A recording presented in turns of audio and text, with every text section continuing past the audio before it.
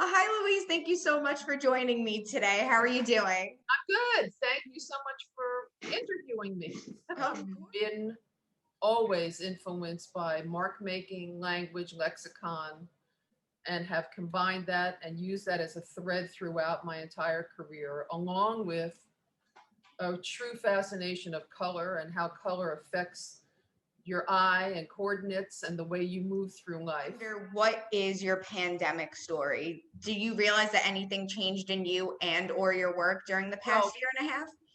yes, my pandemic story is that I had for me what was kind of a breakthrough in imagery Hmm. in late 2019, beginning 2020, where I started making my central square tilting it. I was preparing for a solo show at Spanierman Modern in Manhattan. I had already had two shows with him. And my show opened when? March 10th, 2020.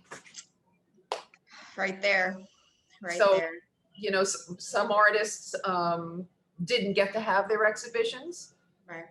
Mine was frozen in place. So that was my big professional pandemic story. I had to kind of pick myself up and start all over again from there.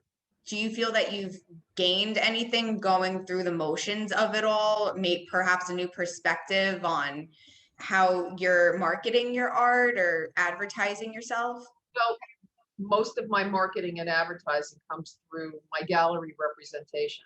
So Mm. that's not something that I really have to spend that much time on. However, Right. it seemed that Instagram became a much greater vehicle for people to share their artwork.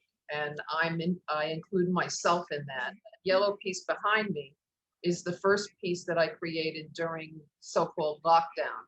And I Mm. titled it The Optimist. And I made it bright yellow, which is not one of my favorite colors, with a lot of cornflower blue, with that tilted square that just seemed like it's moving forward, moving up, and being optimistic. I'm excited about the new work, and I'm waiting to see what opportunity I have. I'm optimistic, 2022, that I'll be having another solo show with him. Louise, do you have any closing thoughts or advice for artists who perhaps are having a difficult time now coming out of isolation and maybe not knowing their next steps and how to proceed with their practice?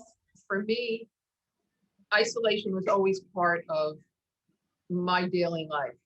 And, the whole political situation was more horrendous than it is now.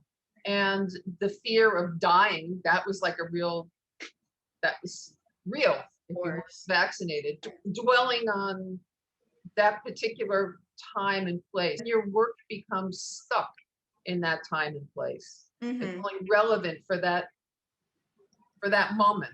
And for me, I like my work to be historically relevant for decades to come. Well, Louise, thank you so much for talking with me today. This has been an absolute pleasure. Well, thank you for talking to me.